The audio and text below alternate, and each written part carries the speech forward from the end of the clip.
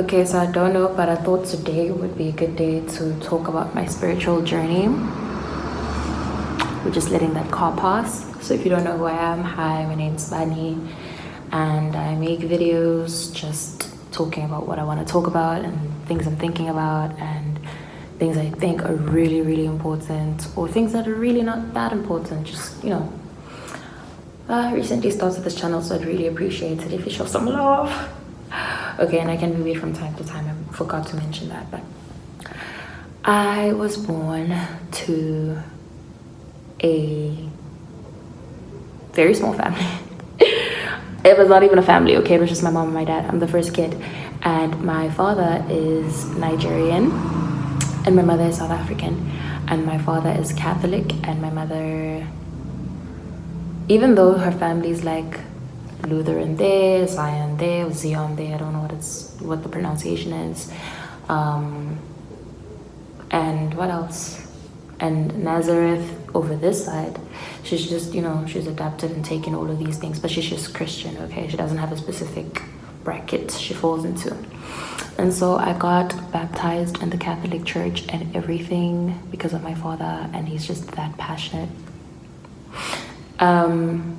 And I grew up practicing Christianity because no matter where I lived, whoever I lived with, they were Christians, okay? But I knew about spirituality because my mom is also like, she's very open-minded. She's an open-minded person. And, she talks about these things with me. And my sister, later on, that was my sister, obviously. And we know that there's religion and there's spirituality, and people practice, their beliefs differently. And she taught us that, and she taught us to not judge people. If we don't know, you should ask, and stuff like that, just the basic stuff. And she taught us about how Africans, and we South Africans specifically, practice it, and everything. And my grandmother is also a very spiritual being, even though she's currently practicing Nazareth Christianity, if I'm even saying that correctly, forgive me if I'm not. She is very much spiritual, and she grew up in a spiritual family, so we have that background. So she's also been like my guru in a way, because I used to go to her for stuff, because as I grew older, even though I was practicing Christianity and I was just so strong in my faith, there was always like something lacking there. Like, who wrote this that I'm reading? This is in reference to the Bible. Who wrote this? And is this information accurate? And why are the depictions of white people whenever I watch movies, but then this thing happened in Africa? So I don't know, I had questions, okay? And I'm like, what kind of God has human attributes? Because in the Bible, God says, oh, I'm a jealous God. And I'm just like, so you're human now? So I just had questions, okay? And my grandmother also kind of like threw in some spice of spirituality there, and I've seen her practice it. I've seen her with her candles. I've seen her with impepo. I don't know what it's called in English. I'm gonna put the word here if I find it. I've seen all of these things, and I used to have dreams. I still do, and I'd go to her and she'd be like, yeah, it's your spiritual side, it's your family, your ancestors are calling you, not in like die kind of way, but like, hey, come back, this is something that you should be doing. You're too focused on that Christianity now, okay? So that's what she believed, and she still believes that. And she always told me that, did she say my family? I don't know. She used to say that, they gave you to me, yeah, and you're my child, whatever. And my mom also used to say that, like, your grandmother believes that you're her child, you were given to her, you were assigned to her, whatever.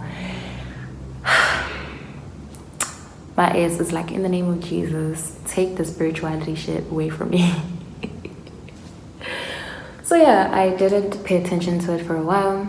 And then as I grew older, the dreams kept getting worse. And it's not a Pahla situation or a Twasa situation, no. It was just kind of like, Ruby, like, know where you come from. Know that, your ancestors are a big part of your life, and you should honor your roots and stuff like that. And I'm just like, and then I think in grade 10 I was on my YouTube one time and I was scrolling and I saw these ladies, because I'm always on YouTube, even till today, even before filming this video. I'm always on YouTube looking for something new to watch, someone new to watch. I don't know if it's just me, but I really have like this fast for new people and new content, because YouTube is just almost a beastie and I'm not interested, okay? So I come across this lady, I think her name is Omaya Zain, if I'm saying that properly. She's Muslim.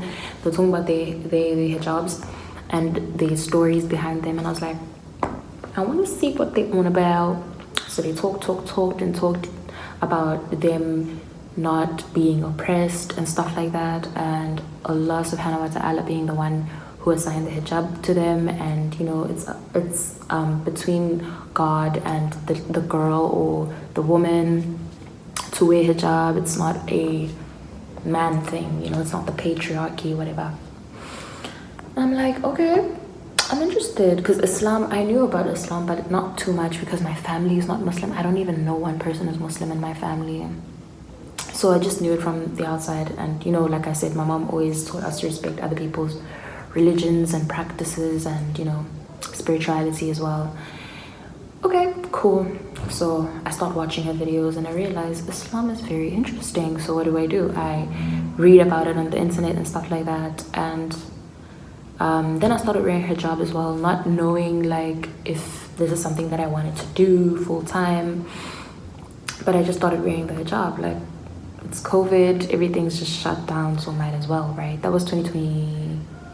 That was 2021.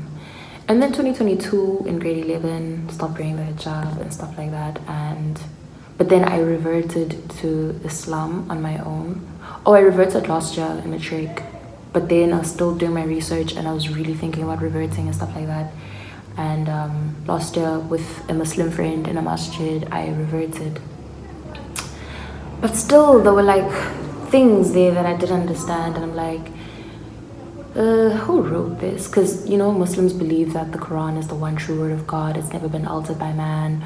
And I'm like, somebody must have written this, and, you know, it's still a whole denomination and a whole religion and stuff like that. And I'm just like, I don't know about this.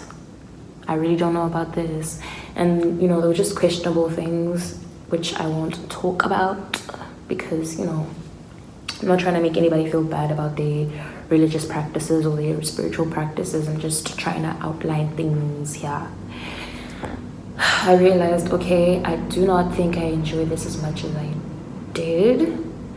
Let me look for something else. And so I looked for something else for a very long time, kind of like dipped my toes back into Christianity a bit and realized, nah, still not for me.